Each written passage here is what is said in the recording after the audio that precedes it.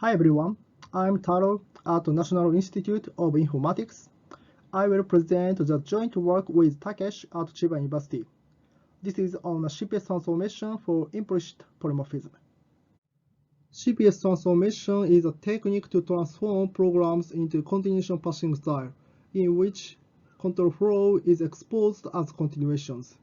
For example, the right-hand side term is a CPS term, and K and the second argument to F represents continuations. CPS transformation has many applications. For example, it can establish the semantics of control operators like call CC and shift reset. And CPS is used as intermediate representations in compilers for functional programming languages, so CPS transformation is used in compilers to transform source terms to intermediate representations. A desired property of CPS transformation is type preservation, which means that well-typed source terms can be transformed to well-typed CPS terms. Type preservation is important to enhance the applications of CPS transformation. For example, it enables guiding type systems for control operators and verifying CPS compilers by typing intermediate representations and finally typing assembly code. Type preserving CPS transformation for polymorphic language was given by Haber and Lillebrecht on 1994, but their CPS transformations depend on the restriction that all polymorphic expressions in a source program must be values. So their CPS transformation can't be applied to implicitly polymorphic language without value restriction. Here, implicit polymorphism means programmers can omit type annotations. In other words, the existing CPS transformation can't handle polymorphic language with type inference if value restriction is not assumed.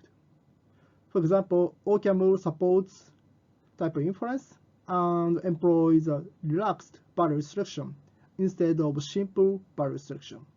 So CPS compiler of OCaml couldn't receive the benefits of type preservation to verify the compiler. Our long-term research question is whether we could obtain type-preserving CPS transformation for implicit polymorphism without depending on the value restriction. As a first step to answer these questions, we show that it is possible to define the type-preserving CPS transformation for the pure implicit polymorphic language. So more formally, we are working on the implicit version of System F, which is equivalent to the System F that allows this evaluation. So the body of type abstraction can be evaluated if it is not a value. So handling effectful languages is left for future work, but we find that obtaining type-preserving CPS transformations in implicit polymorphism is very challenging even for the pure language. To see the challenge, let me start with reviewing the CPS transformations for the lambda calculus.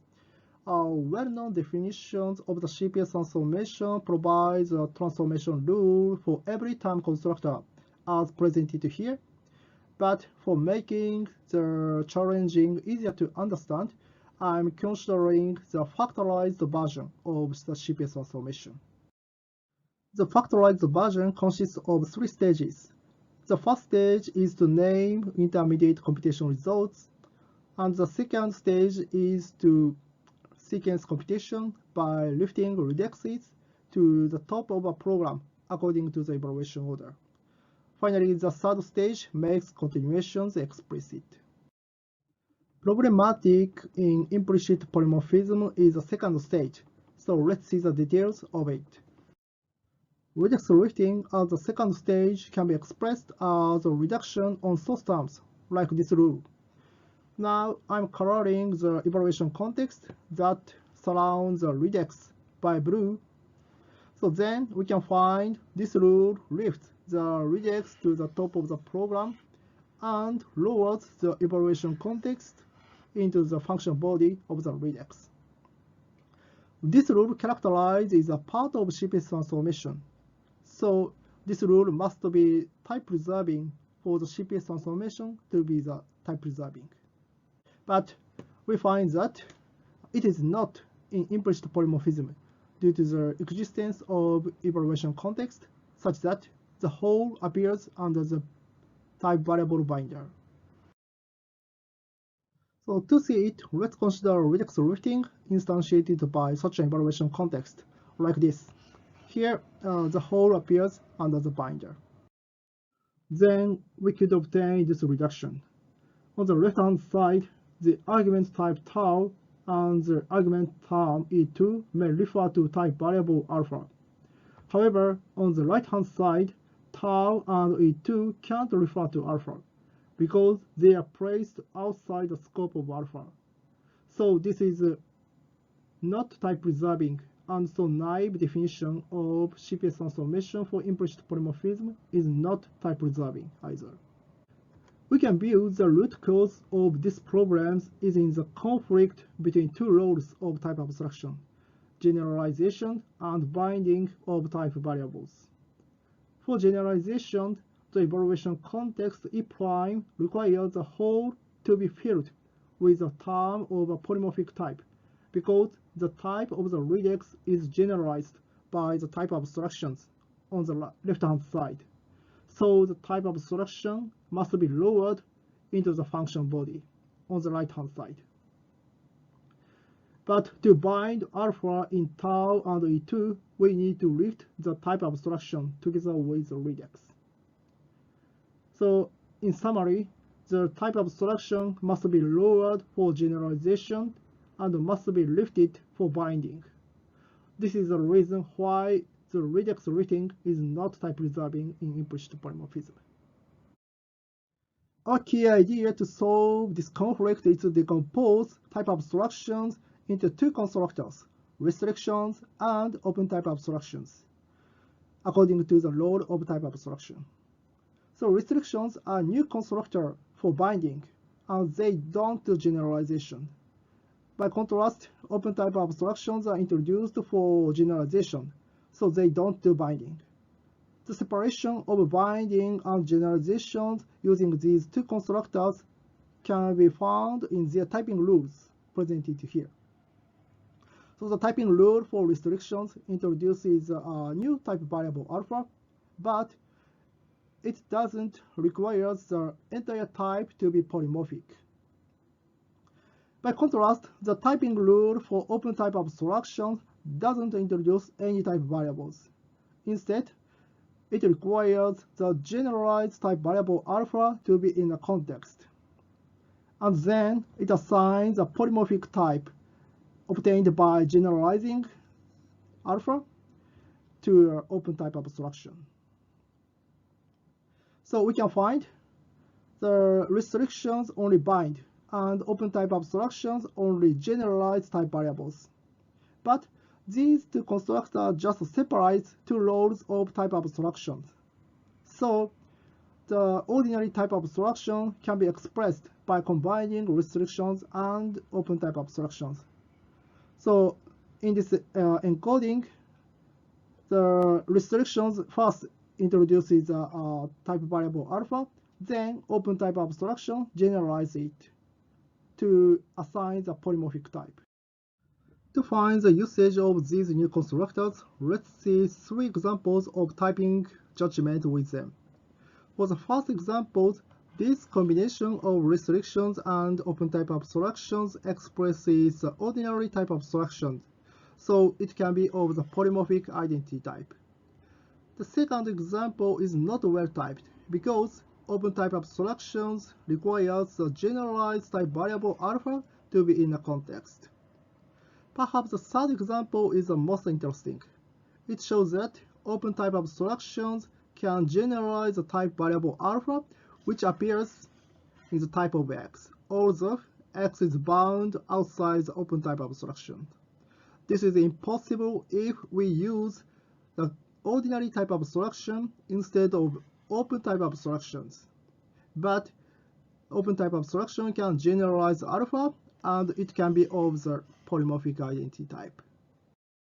Okay, let's see how the new constructor solves the problem with redex rating in implicit polymorphism. As presented before, type abstractions can be expressed by the combination of restrictions and open type abstractions, so I'm considering this term as a target of reductions now. Then the redex rating in this setting is performed by two steps. The first step is to lift the restriction constructor nu under the evaluation context E prime. The second step is to lift the redex. And in other words, the blue card evaluation context, including the open type abstraction, is lowered.